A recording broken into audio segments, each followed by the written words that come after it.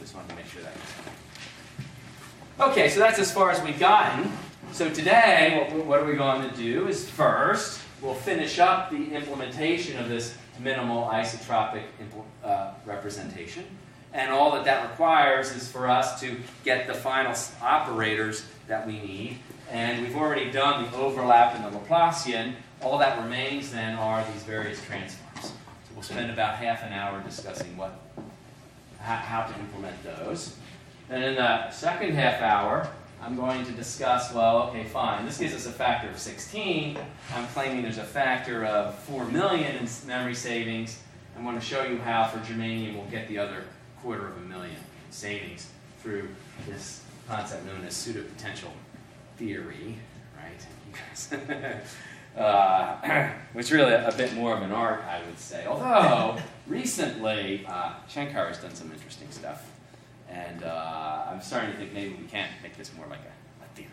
And I'll give you some idea of what he's able to improve upon that changes the status of that, at least a little bit in my mind.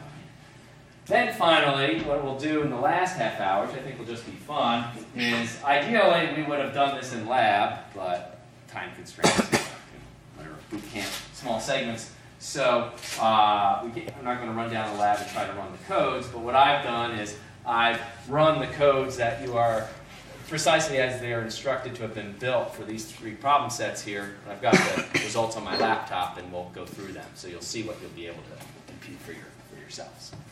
Okay, so that's the plan for today. So we were on this minimal isotropic representation. We've got operators O and L. All we need now are these various transforms. Let's think about how we would actually implement that, kind of roll up our sleeves here. So, let's see, how would I do this? Well, we're going to start with forward transform I.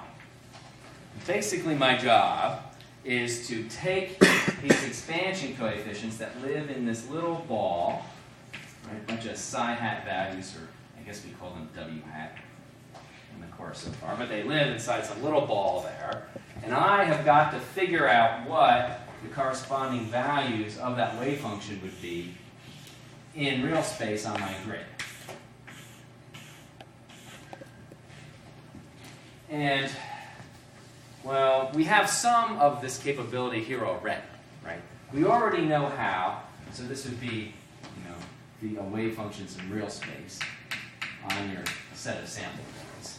We already know how, if we had the expansion coefficients, W hat G, listed out in a full box like this, we already know how to take this data and convert it into the final real space representation. To do that operation, we would just call what routine? So I have all the coefficients listed in that box of Fourier coefficients, the one that we've been working with all along so far, and I want to go and take them from the coefficient space representation into the real space representation. We just multiply by the transformation matrix, which is I. In the olden days, we have a new I now, but that I, if you recall, was just the discrete Fourier transform kernel in the case of plane waves, which is the case we're discussing. So this is just multiplication by this matrix F.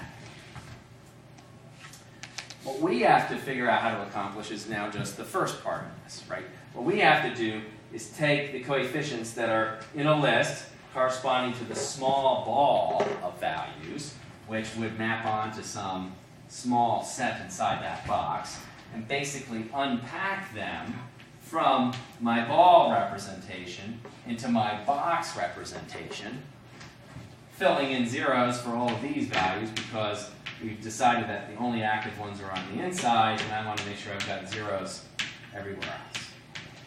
And that mapping, for lack of a better name, because we're mapping a ball to a box, I'll just call B, but, whatever we might want to call it. So evidently,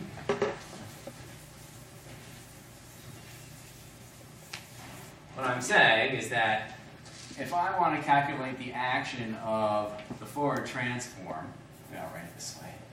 if I have some output vector, which is going to be the action of my forward transform on some input vector, the way I'm going to code this is by calling two successive functions, right? First, I'm going to do the ball function, the mapping from the ball to the box on the input, and then I'll call the Fourier transform on that, and that's going to give me my final output. And if it works out, as it will, that in fact these are both linear, well, we know this is a linear operator already. If this unpacking procedure is also a linear operator, which you might think it should be, well then I can also mathematically identify that my new transformation matrix is just the good old Fourier transform applied after I multiply by some matrix, which I'll call B, like that. So let's see if we can figure out what B would be. That doesn't sound good. All right. So what I want is to be able to do this kind of unpacking. This is sometimes called a scatter operation. I'm taking a compact set of data, I'm scattering it out into a larger data set. This would look something like the following. So if I look at the code here for B, if I want to compute out is B acting on in, then the output, if you think about it, is going to be some rather tall vector, right, whose size here is the number of FFT points, say, that are in this FFT box. And then it's going to equal, hopefully, some linear operator on the input. And the input is some smaller data set whose size corresponds to the number of basis functions that I've decided to keep, which in general would be smaller. And then if you think about the rules of matrix multiplication, then I'm going to have a matrix which is tall as the FFT box, but not quite as wide. Its width will be n basis. So this width here would be n basis. This height would be n FFT.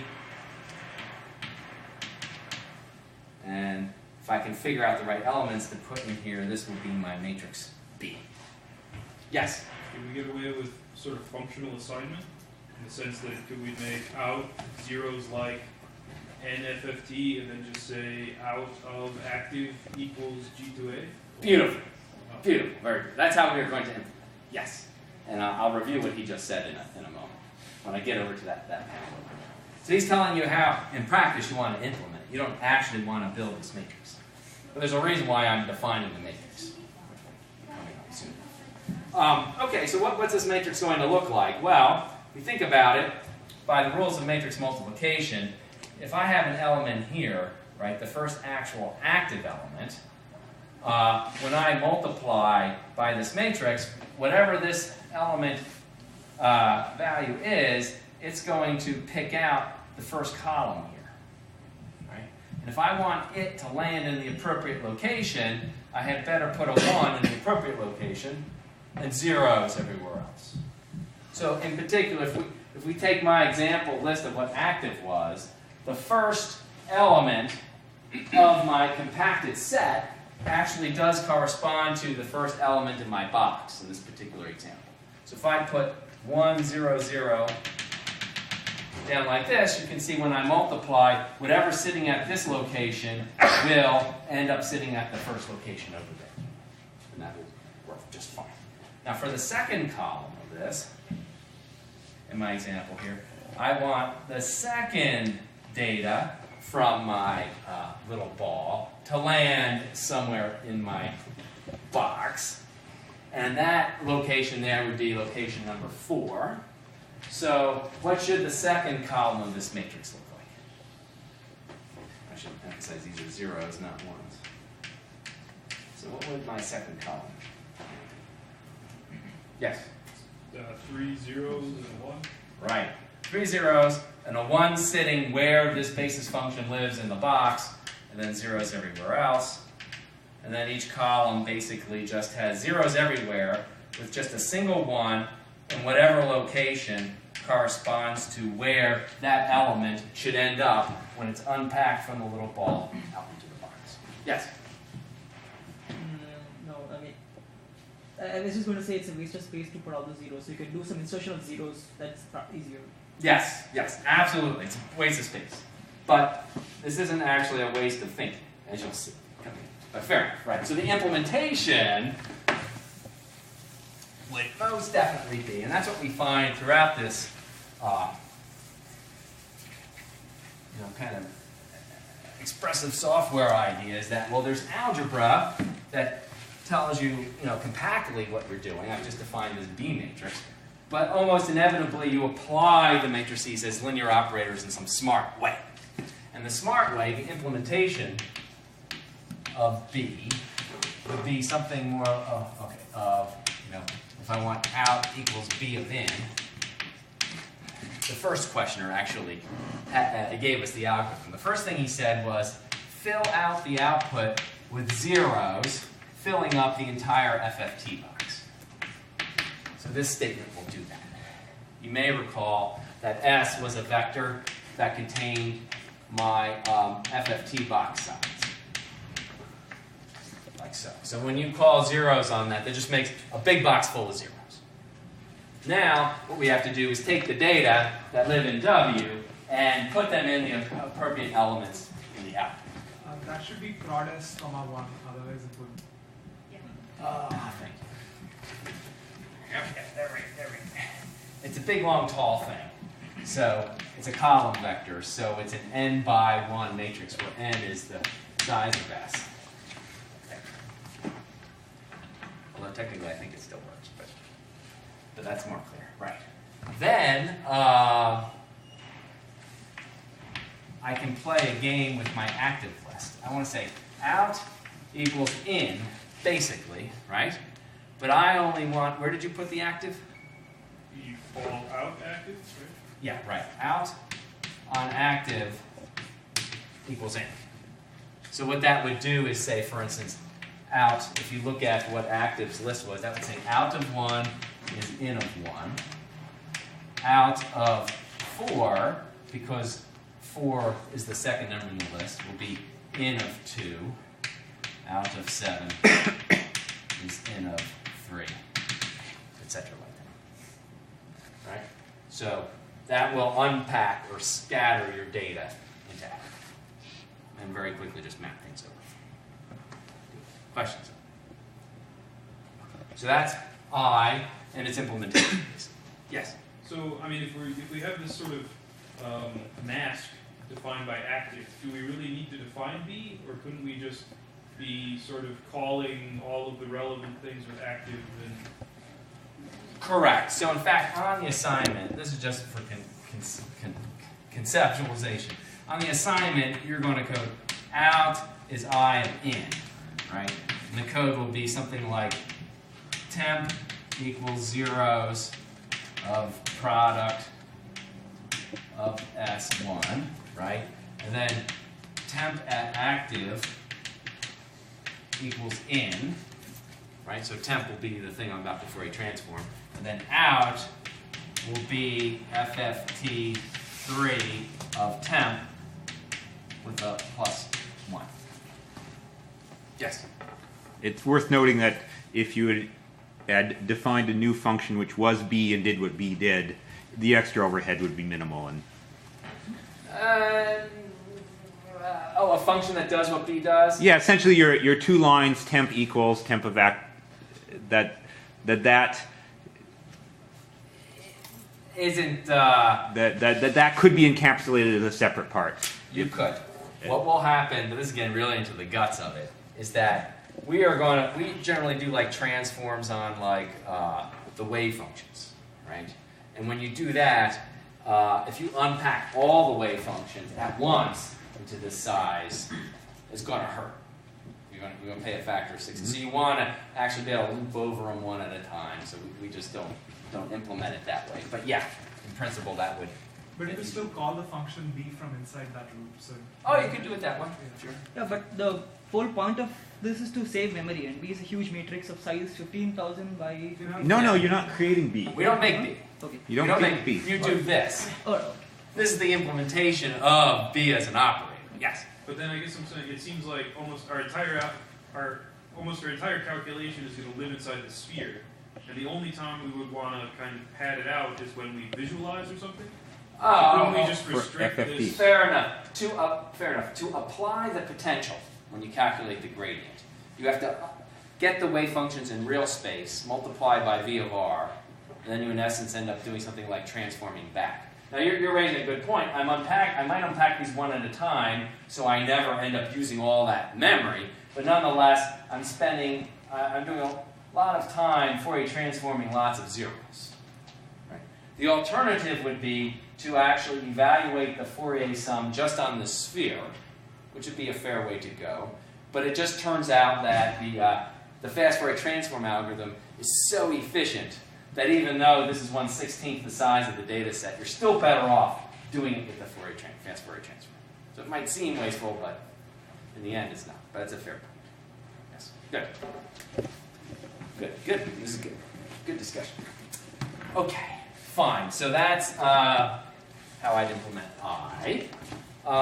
What's this now? This is the right. Now, the other operators are J is the inverse of I. Now this gets into something interesting. J, that's the inverse of I. Does anyone see a problem with J here?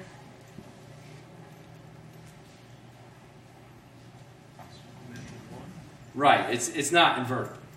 Right? This I is not invertible because I've got more, final points than I do input points. That potentially might cause a problem. But it's interesting. If you look at all of our DFT++ expressions, right, you never apply J on a wave function like object.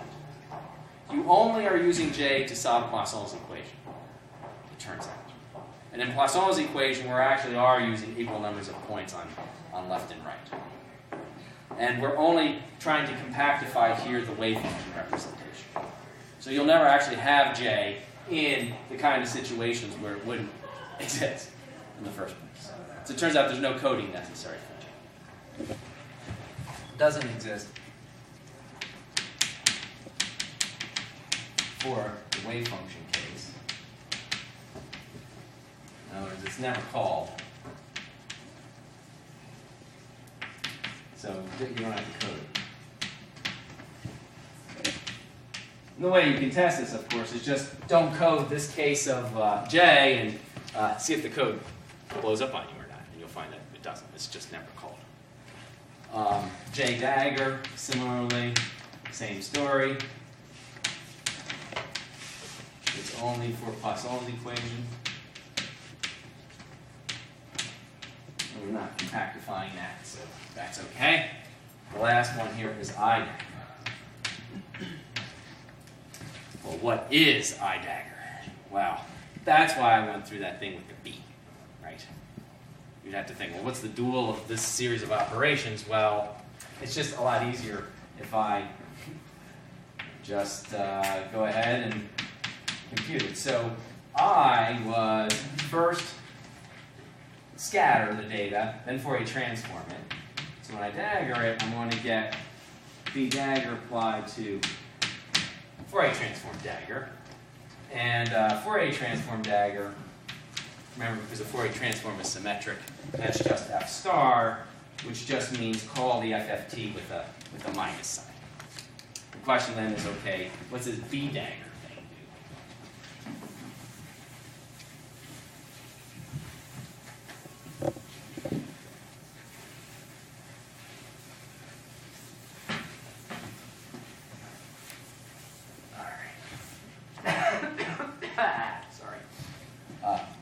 W vector, say, is B dagger on V vector. So B dagger then is B on its side. It's going to look kind of like this. It was like 1, 0, 0, 0 in my example, and then 3 zeros, and then the 1, and then, who knows where the next one is, and so forth. This multiplies a big, tall, long matrix, which of course is the size of the FFT box.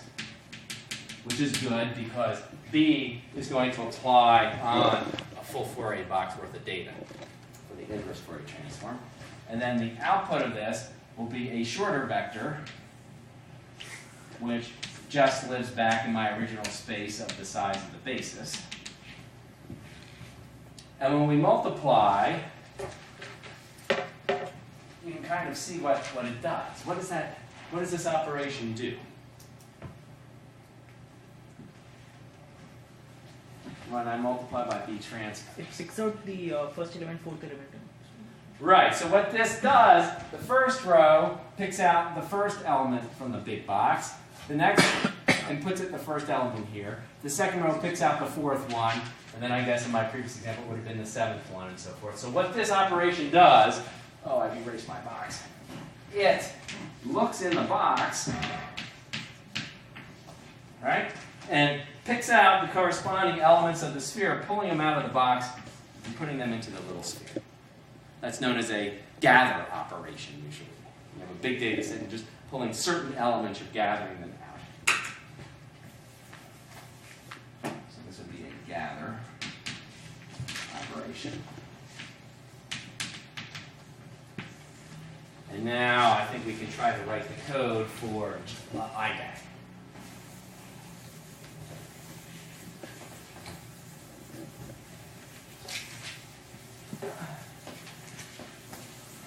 Let's see here. So if out is IDAG of in,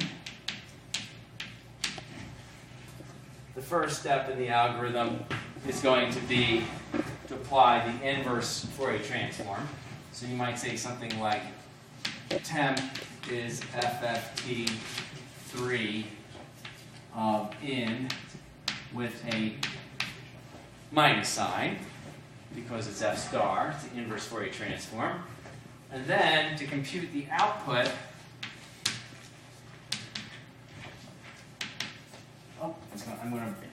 I have to pull the data out of that temporary box, and I'm clearly not going to make B and multiply by it.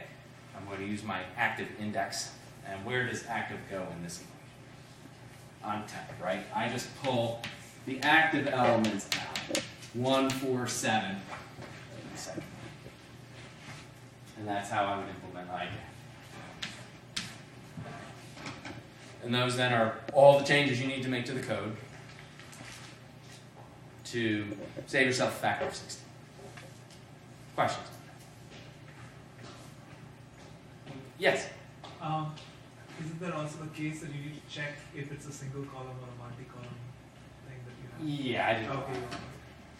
When you get to the assignment, then you have to worry, is the input a vector, which is just one object, or a matrix, right? And if it's a matrix, rather than doing these all as big matrices, you're probably better off looping over it so you don't, blow out your memory.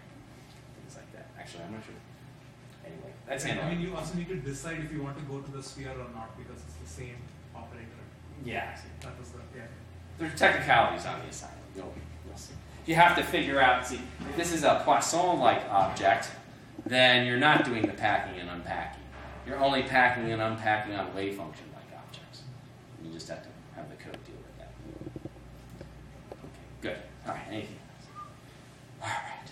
So, that's a factor of 16. We've got 250,000 to go. Let's see where that comes from. Certainly, the factor of 16 is nothing to sneeze at, and we'll take it. As I had said before, these kind of numerical tricks can be very important in terms of your group getting the results out before the other groups. But oftentimes, the big breakthroughs are more from physical insights. And you're not going to get some numerical compression scheme to save you a factor of 250,000, but maybe some physics might. So the remaining 250,000 savings is coming from pseudopotential theory.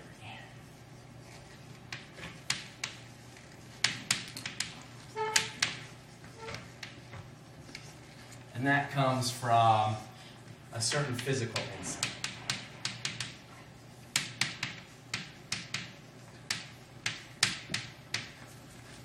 or chemical insight if you're a chemist, right? And that is basically that the core electrons in the system are relatively inert.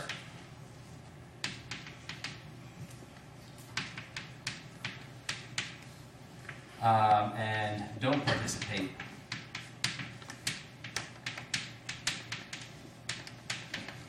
in the, bonding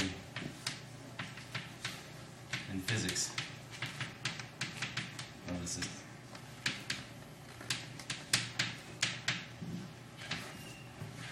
Right? That's what we've been taught as dogma in chemistry class.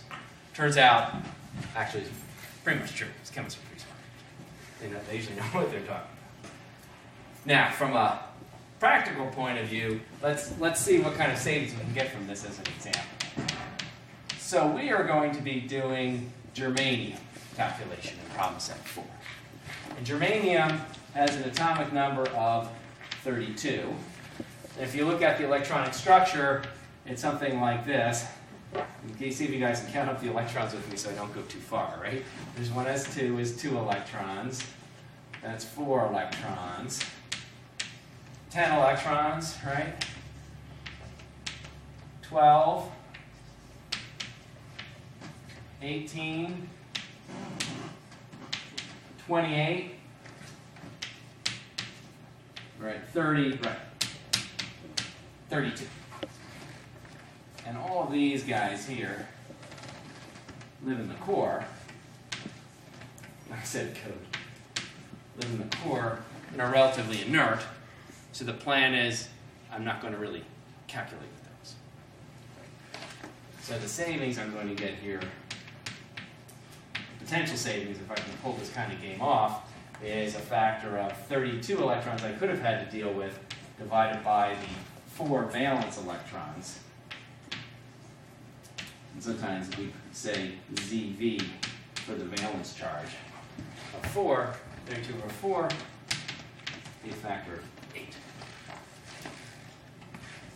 Now, if I'm really going to compute just these 4 electrons and get the same results, well, I have to pull off a pretty neat kind of trick. The idea here is to replace the effects of the nucleus plus core electrons, the effects those have on the valence electrons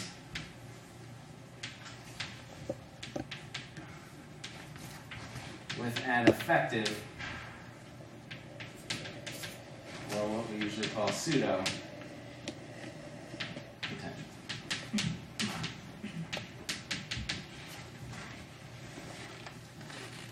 But that's a factor of 8. That's not really a quarter of a million. Something very special is going to happen if I'm really going to pull this off. And what gives us half a chance of being able to do this has to do with basic quantum mechanics of atoms. And we don't have time to go into technicalities, but I can at least draw you some good pictures to illustrate what happens here. So let's look at the electronic wave functions.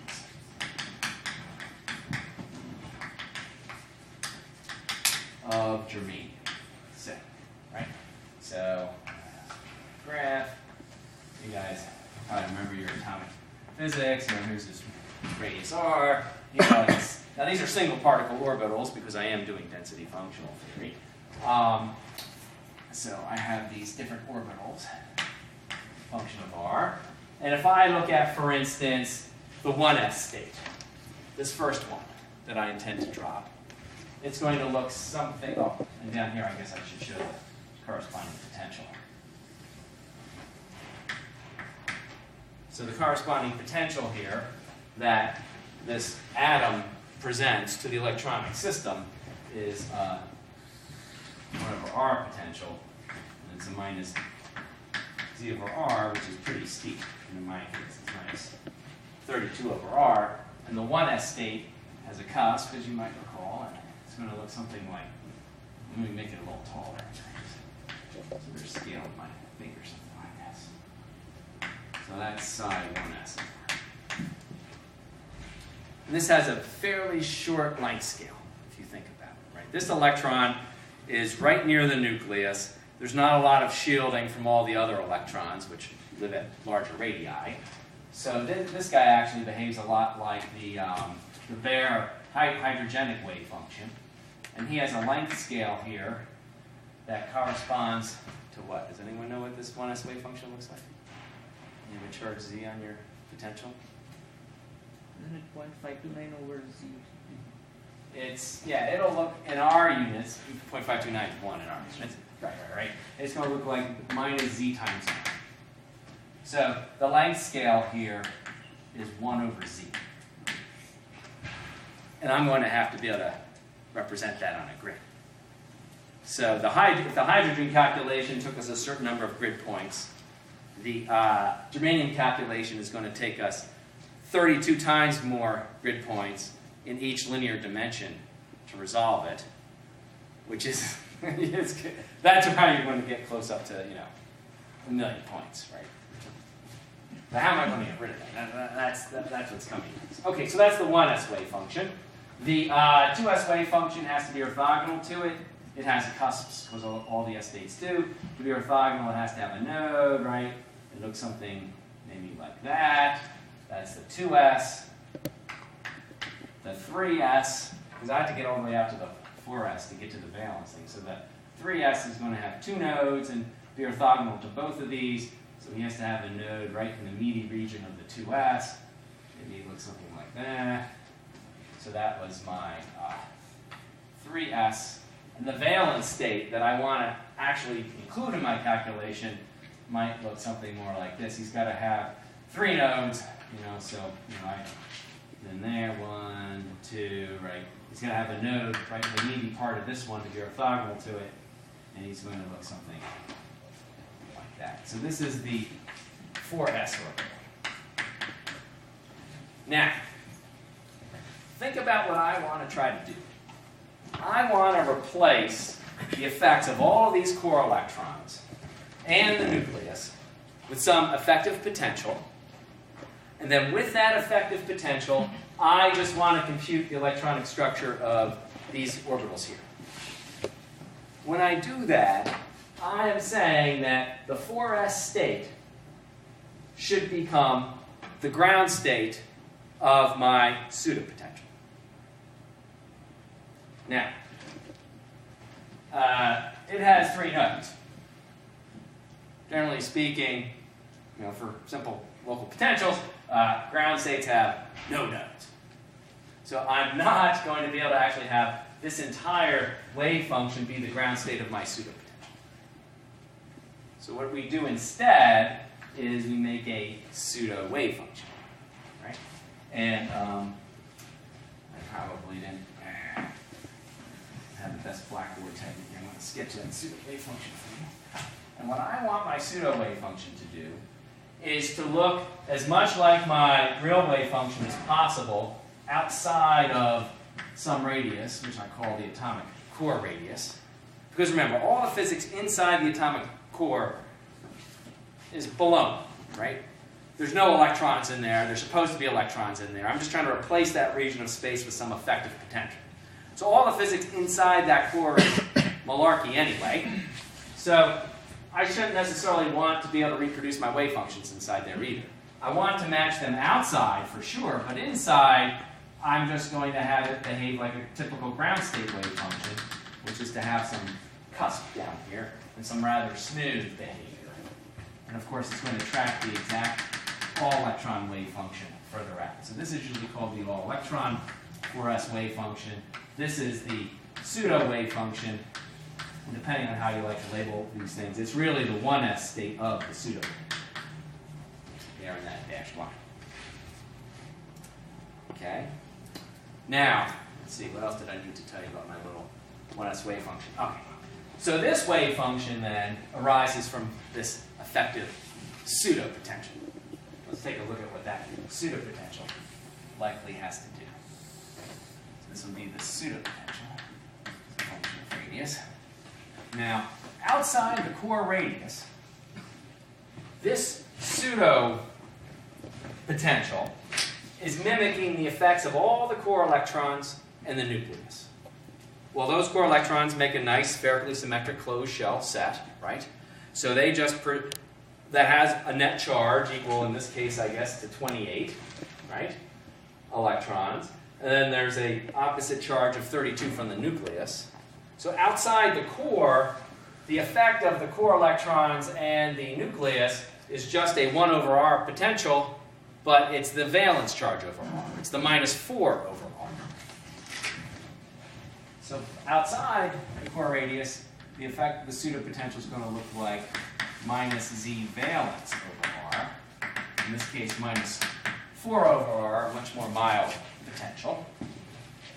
Inside, rather than dropping down to this, -32 over r, super steep thing, which gives me all kinds of kinetic energy and therefore lots of nodes, what I get is something that really doesn't represent much kinetic energy at all. It's just a fairly shallow, smooth, well-behaved type of potential. It typically will look something like this, actually. It hits the core radius, and then it just kind of smooths out and usually ends up approaching some kind of a constant like that. And that's what your pseudopotential is going to look like. The savings that you get here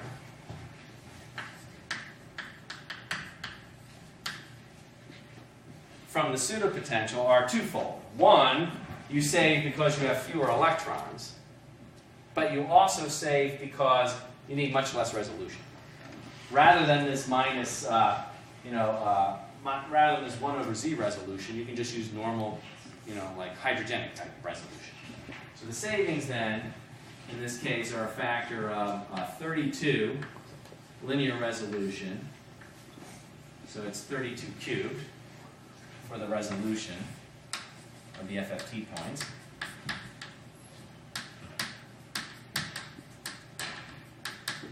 Times then the number of fewer wave functions I need to keep, fewer wave functions.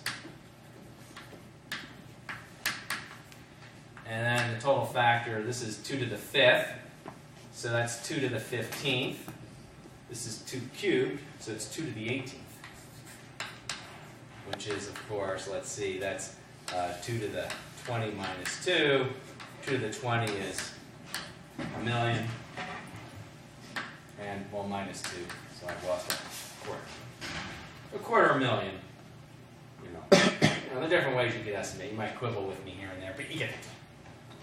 Huge savings from the resolution, and some benefit savings from tracking fewer electrons.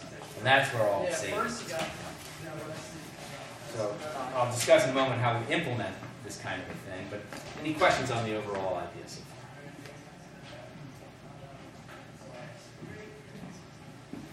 Okay. So the implementation is pretty simple, actually.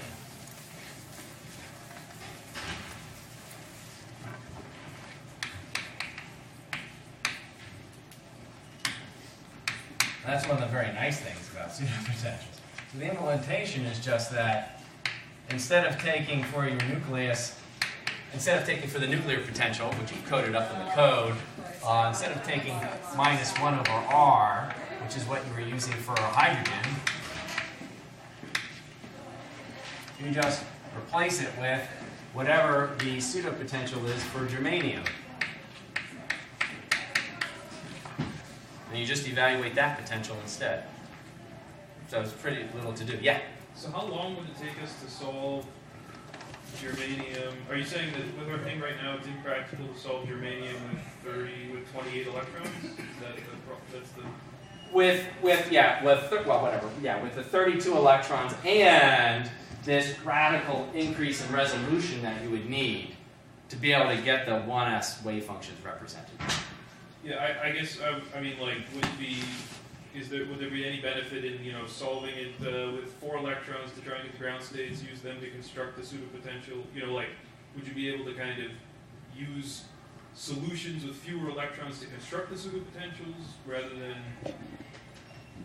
creating a form for the pseudopotential? Let's see, a couple of good ideas in there. First, I'll say that to construct pseudopotentials, what people do in practice, you actually know a little bit about this, is you solve the all-electron atom. But an all-electron atom is a spherically symmetric object. So you can use spherical symmetry and spherical harmonics and solve this thing on a one-dimensional grid instead of a three-dimensional grid. And then, bam, you can just solve it very, very quickly. Then what you do is you take the different ways of going about it. I'll just give the in-principle version. In principle, then, you might come up with some functional form for the pseudopotential with some parameters in it, right? Solve an atom with 4 electrons in that pseudopotential, and then adjust your adjustable parameters to minimize the difference between different figures of merit, like the matching of the wave functions outside a given radius from the all-electron atom, and construct it that way, in principle. Another thing that people do, which I think maybe is more what we're thinking about, is you can do like a calculation of the solid just with the valence electrons. But then when the electrons come near the cores, you do like a single atom calculation near that core. It's a little different from what you were saying, but so there are pseudopotentials that kind of effectively in them, they aren't really pseudopotentials per se. They kind of project into a spherically symmetric type environment what the valence electrons are doing, do a local solve there, which is again very quick because it doesn't couple to the rest of the solid, and then feed back that scattering information to the rest of the calculation. This is called the projector augmented wave method. I was just is there another school of thought where you can solve for the pseudopotential? Yeah, calculate it once, right? We'd spend some time calculating what those first 28 electrons do, right, assuming that they're not influenced much by the last 4, right, and then use the solution for the first 28 to create an effective potential on the last 4. And I don't know. That's kind of what this. It's sort of right. This would be like bottom up rather than top down, right? I understood they usually do. That's how it's usually done. No. Solve all electrons and then. For an atom. Don't they usually a priori choose their functional form and then fit the functional form to the... Actually, what they do is they actually, different people do different things. The most common packages, what they do is you actually fit the pseudo wave function, right? Design a pseudo wave function to match with some adjustable parameters in it, and then invert Schrodinger's equation to determine what potential would yield those particular wave functions.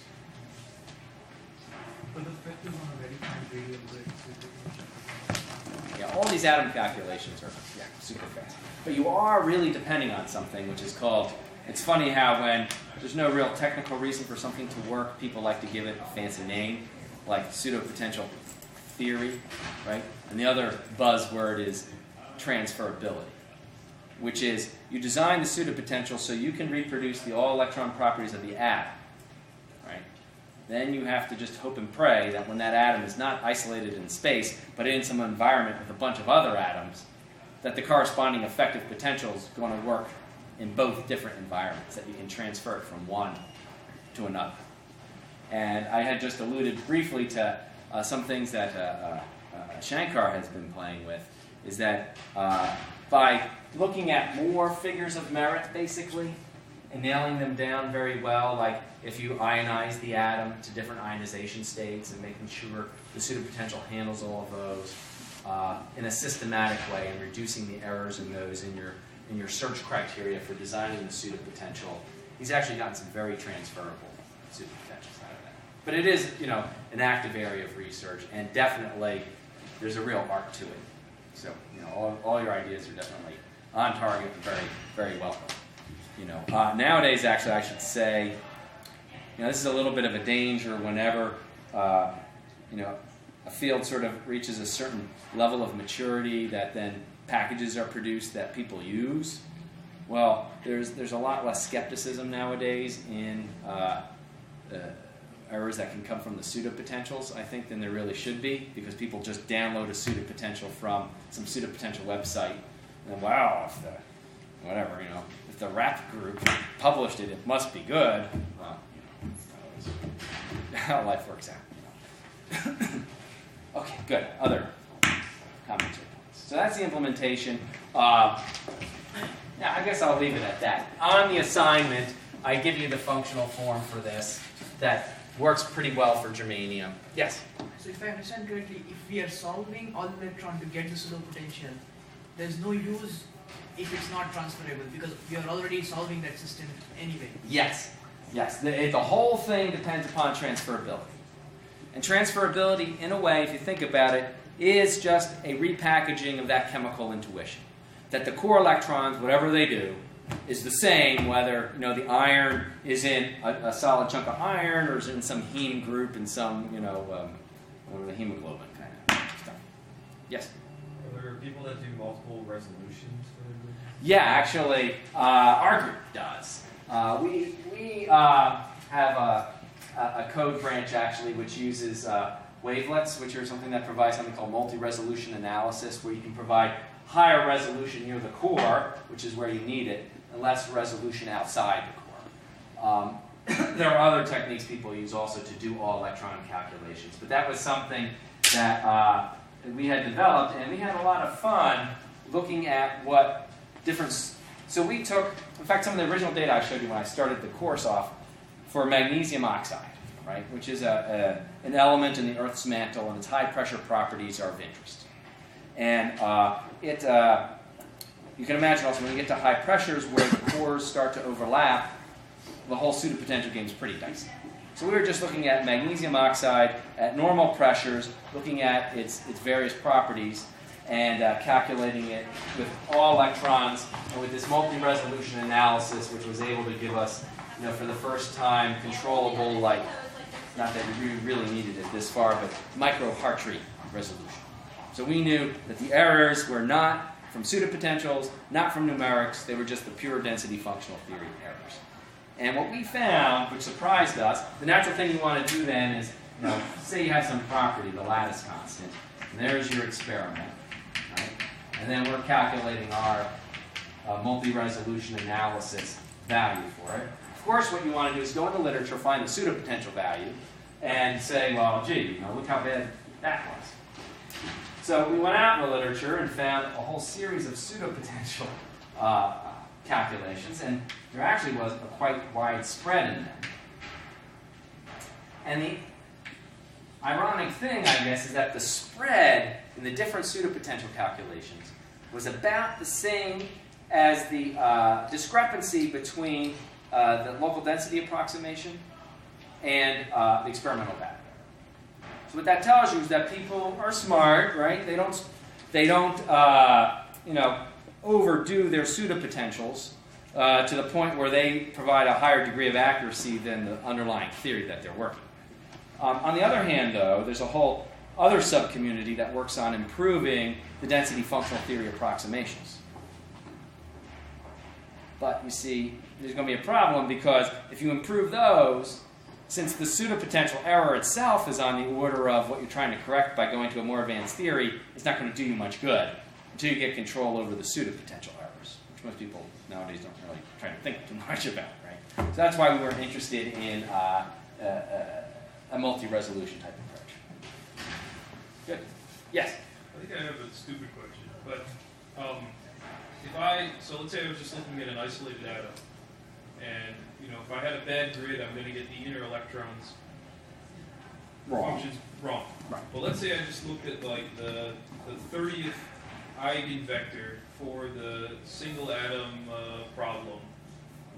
On a coarse grid? If I have a coarse grid, do the errors accumulate? Is that 30-second solution going to be really bad, or is it somehow, since that wave function is an extended wave function, even with a coarse grid, could I expect some accuracy in the 30-second while the inner ones are terrible? I think that will happen to some extent. One of the problems is the spacing you are going to, this thing is actually going to fall, I mean, your first grid point is going to be like here for that inner core electron. So the solution to it likely won't even be numerically stable. So it might just blow up on you. But to some extent, the whole field really lives on a game of cancellation of errors. And a lot of those, some of that cancellation of errors has to do with the fact that the behavior of the electrons near the core, even if you have a nice pseudopotential, you still tend to make errors in the inner core regions because you don't want to fully resolve what's going on in the core anyway. So, but then when you use that lower resolution for just the atom and just the solid and subtract the energies, the errors that you're making in the core do tend to cancel. So you can, to some extent, rely on that kind of error cancellation. But you can't overdo it. Yes, Shankar. And then we should get to the next But one. in this case, even the outermost electrons have extremely high frequency components in the center. So, That's a good point. so you wouldn't be able to resolve the inner modes at all. Very good. Okay. All right. Next topic would be to look at some of our results. Let's see how. Does this thing turn itself off, or I just have to wiggle maybe? Just have to screen it in. Whoop.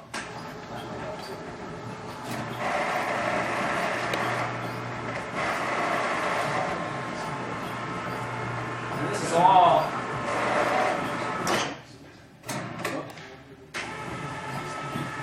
It's all a good discussion. I don't mean to cut it off, but we do have the time. Okay, so what did I do as a sequence?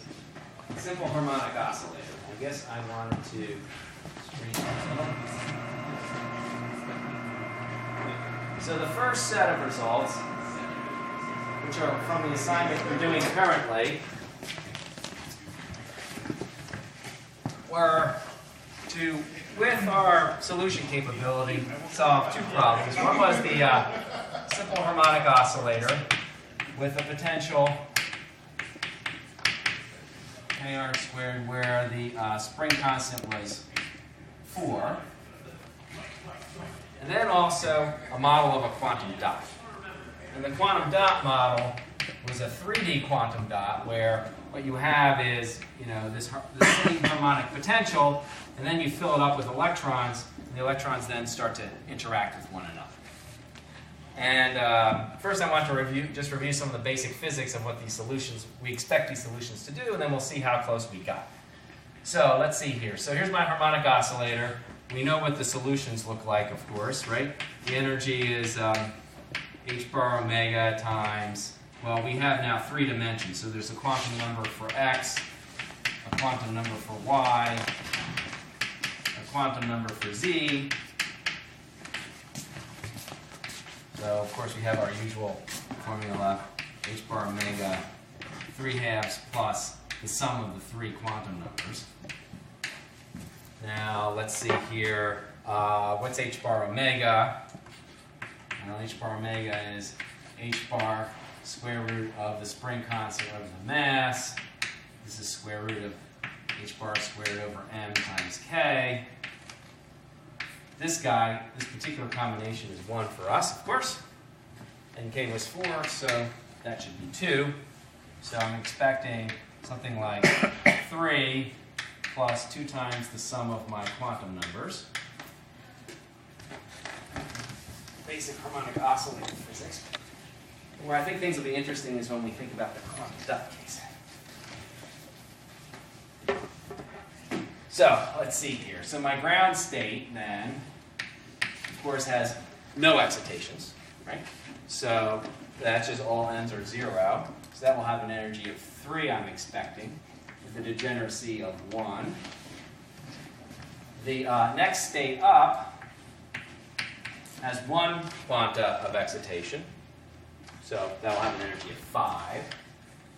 And there are 3 of those.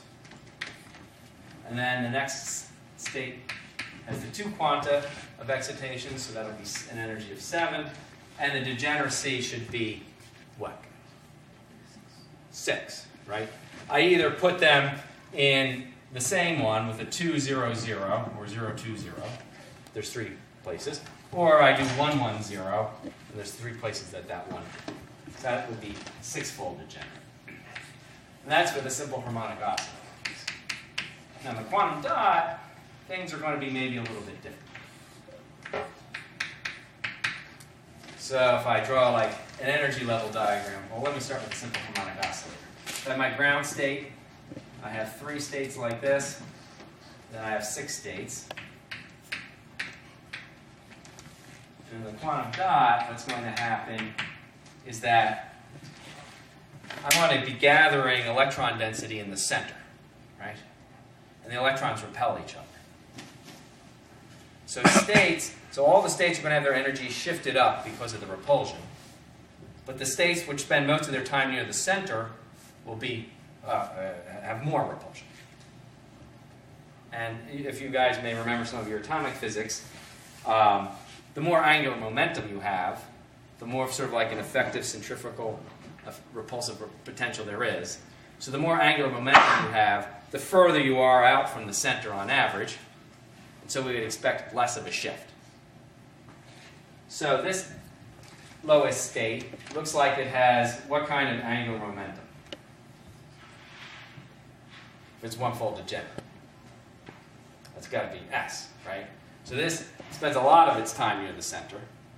And so this state here, I expect to be shifted up significantly, like so. These 3 guys, so I'm thinking that's an S state. These 3 guys clearly feel like they're a P state. They will be shifted up, but not as much as the S state, I would hope. So, maybe some littler shift up. Put 1, 2, 3 of those guys. Those are P-like. Now these 6 guys, what angular momentum do you guys think those have?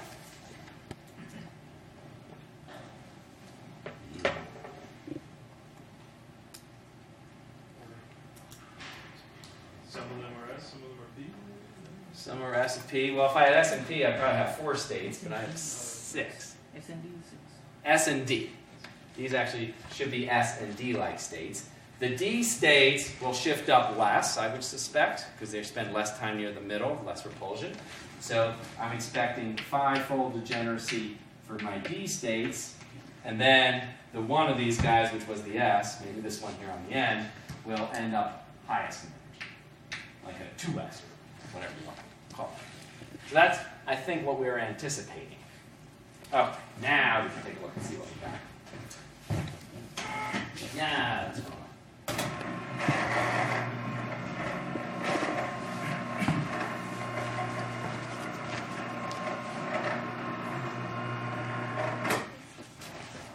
So, if you run the code, and this is on the current assignment, so if I here's the data that came out for me for the simple harmonic oscillator, right?